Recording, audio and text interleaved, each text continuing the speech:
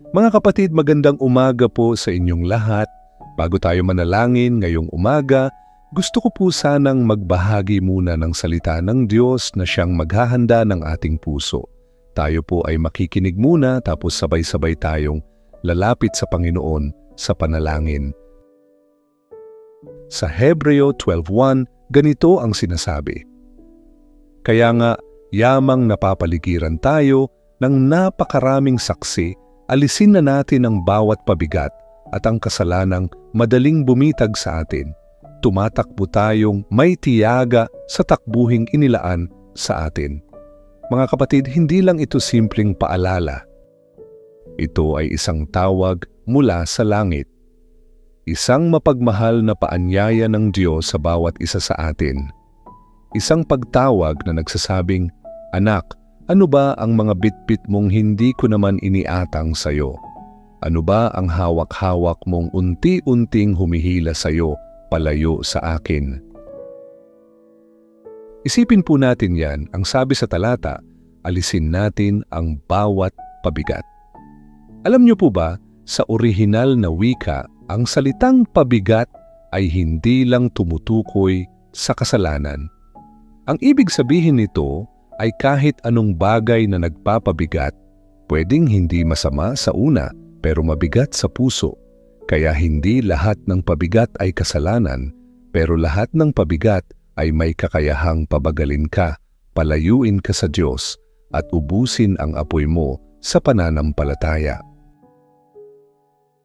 Minsan akala natin ang tunay na laban ay sa kasalanan lang, pagsisinungaling, pagnanasa, kayabangan, galit. Totoo, mapanganib ang mga diyan. Pero minsan, mas mapanganib pa ang mga bagay na tahimik lang na sumisiksik sa buhay natin. Mga habits na akala natin ay okay lang, pero unti-unti nang pinapatay ang gutom natin sa Diyos. Mga relasyon na sa unay hindi mukhang masama, pero dahan-dahan ka nang hinihila palayo kay Kristo. Yung paulit-ulit na pag-scroll sa social media na nauubos ang oras mo. Yung mga palabas na pinapanood natin gabi-gabi na pinupuno ang laman natin ng laman ng mundo pero iniwan ang ating kaluluwa na gutom na gutom. Ito ang mga pabigat.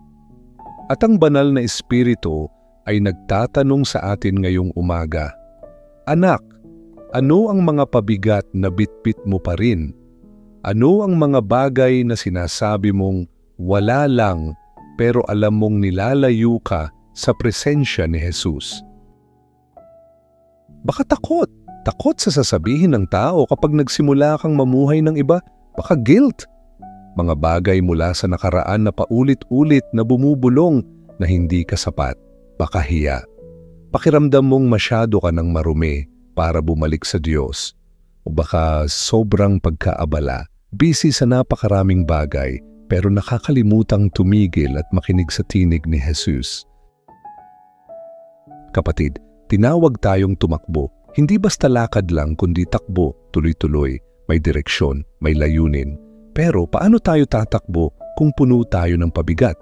Paano tayo lalapit kay Jesus kung kalahati ng puso natin ay nakakadena pa rin sa mundo? Kaya tanungin mo ang sarili mo, ano ang nagpapabigat sa iyo ngayon? May kasalanang patago mong kinukupkop? May ugali kang kinagigiliwan pero unti-unti nang inaapoy ang apoy mo sa Diyos? May taong pilit kang kinakapitan kahit alam mong binabalik ka niya sa lumang buhay? Ang utos ng Diyos ay hindi kontrolin mo yan, hindi rin dalhin mo ng maayos. Ang sabi ng Diyos, alisin mo, bitawan mo, isuko mo.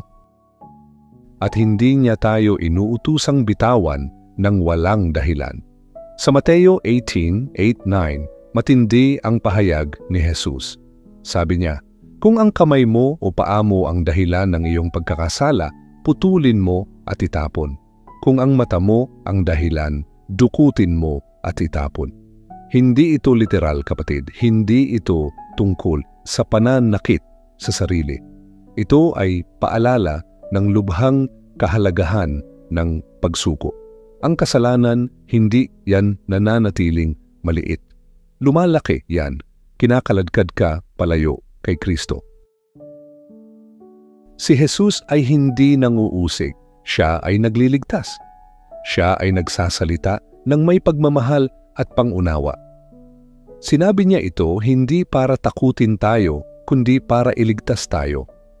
Dahil alam niya na kung anuman ang pumipigil sa atin sa paglapit sa Kanya ay hindi karapat-dapat panatilihin. Kaya ngayong umaga, tanungin mo ang sarili mo, sulit ba ang bagay na ito sa bigat na dulot nito sa kaluluwa ko? At kung ang sagot mo ay hindi, oras na para bitawan mo na. Lumapit ka kay Jesus. Sabihin mo, Panginoon, ayoko nang dalhin ito. Gusto kong tumakbo ng malaya. Gusto kong mabuhay na ganap para sa iyo. Dahil ang totoo, hindi ka nilikha para sa isang buhay na mabigat. Nilikha kang lumipad. Nilikha kang malaya. Pero kailangan mong isuko ang bigat. Kailangan mong tanggalin ang kasalanan. Kailangan mong sabihin, kahit may kapalit ito, pipiliin ko si Jesus. At heto ang napakagandang balita. Kapag isinuko mo, hindi ka nawalan. Nakamit mo ang higit pa. Nakamit mo ang kapayapaan, ang lakas, ang linaw, at higit sa lahat ang presensya ng Diyos. Ang pagtakbo ay gumagaan, hindi dahil mas madali ang buhay, kundi dahil tumatakbo ka na kasama si Kristo. Kaya kapatid, itutok mo ang mata mo sa Kanya. Huwag kang magpaabala.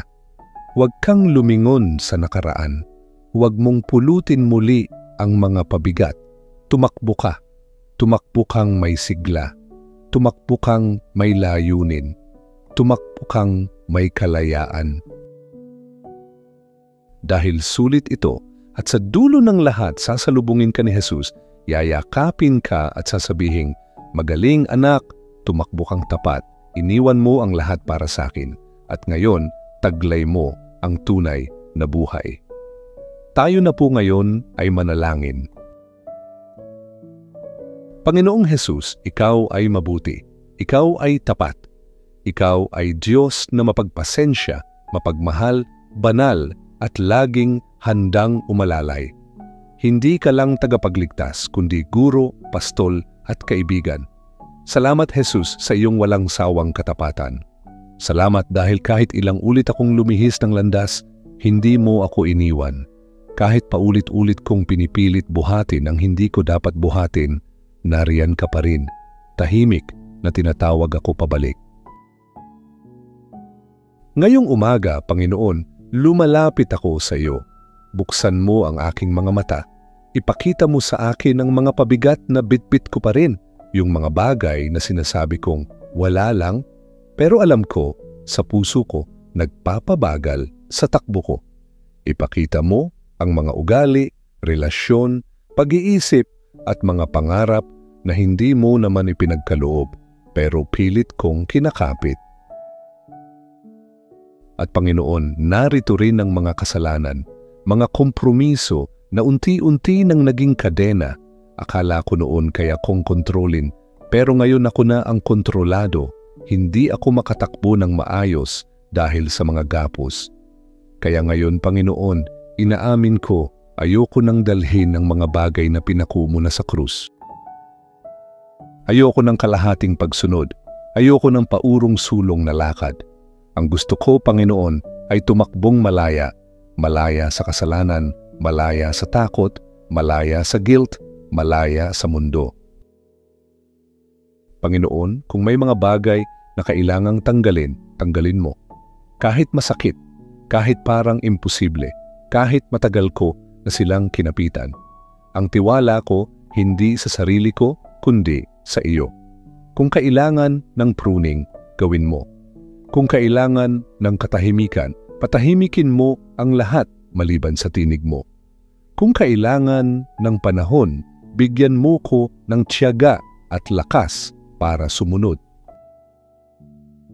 Naalala ko ang sabi sa Job 11:14, kung may kasamaan sa iyong kamay, ilayo mo ito. Panginoon, gusto kong mamuhay na malinis. Hindi ko gustong itago ang kasalanan at tawagin itong struggle kung ang totoo ay pagsuway. Linisin mo ako, Panginoon. At gaya ng panalangin ni David sa awit 51, sinasabi ko rin ngayon, kaawaan mo ako, O Diyos, ayon sa iyong dakilang pag-ibig. Hugasan mo ako at linisin mula sa aking kasalanan. Sirain mo ang bawat tanikala, Jesus, lahat ng alam ko at hindi ko alam. Putulin mo ang mga ugnayan sa mga bagay na nagpapalakas ng laman pero pinapatay ang aking espiritu. Putulin mo ang pagkalulong sa ginhawa, sa papuri, sa kontrol. Palitan mo ito ng panibagong hangarin, ang magutom sa iyong salita, ang manabik sa iyong presensya, ang maging isang pusong nakaayon sa iyo. Banal na Espiritu, ikaw ang manguna. Gabayan mo ang isip ko, salita, hakbang at damdamin. Turuan mo ko kung anong hawakan at anong bitawan. Panginoon, tulungan mo ko kapag bumubulong ang kaaway ng kasinungalingan. Paalalahanan mo ko ng katotohanan mo. Kapag tinutukso akong humanap ng shortcut, ituro mo sa akin ang tunay na kagalakan na nasa pagsunod. At kapag sinasabi ng kaaway na hindi na ko magbabago, ipaalala mo na ikaw ang nagsimula ng mabuting gawa sa akin at tiyak mo rin itong tatapusin.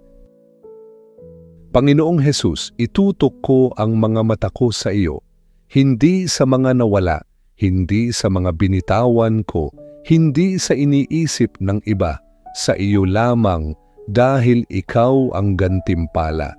Ikaw ang layunin, ikaw ang kagalakan sa dulo ng lahat. Kaya ngayon, pinipili kong tumakbo ng magaan, tumakbo ng malaya, tumakbo ng lubusang nakasuko. Alisin mo ang bawat bigat, putulin mo ang bawat kasalanan, tanggalin mo ang bawat peking ginhawa at maling pagkakakilanlan. At sa halip, bihisan mo ako ng biyaya. Balutin mo ako ng kapayapaan, markahan mo ako ng kabanalan, hayaan mong lumakad ako sa kapangyarihan, pero mas lalo sa kalinisan. Panginoon, wala akong nais higit pa sa iyo, hindi ang pagpapala, hindi ang tagumpay, hindi kahit mabubuting bagay. Ikaw lamang, ikaw ang bahagi ko, ikaw ang lakas ko, ikaw ang buhay ko. Salamat, Jesus, sa pag-ibig mong nagtutuwid sa akin. Salamat sa disiplina. Salamat dahil hindi ka napapagod, hubugin ako. Salamat sa panawagan mong mamuhay. Sa matamis, matapat at makapangyarihang pangalan ni Jesus, ako'y nananalangin. Amen. Kung napatamaan ka ng panalangin ito, kapatid, sumulat ka ng Amen bilang tanda ng iyong pananampalataya. Ipinapanalangin ko na ang bawat biyaya sa panalangin na ito ay mapasa iyo sa pangalan ni Jesus. At kung may nais kang ipanalangin namin para sa iyo, huwag kang mahiyang mag-iwan ng komento. Karangalan naming ipanalangin ka. Naway sumainyo palagi ang biyaya at kapayapaan ng ating Panginoong Hesukristo.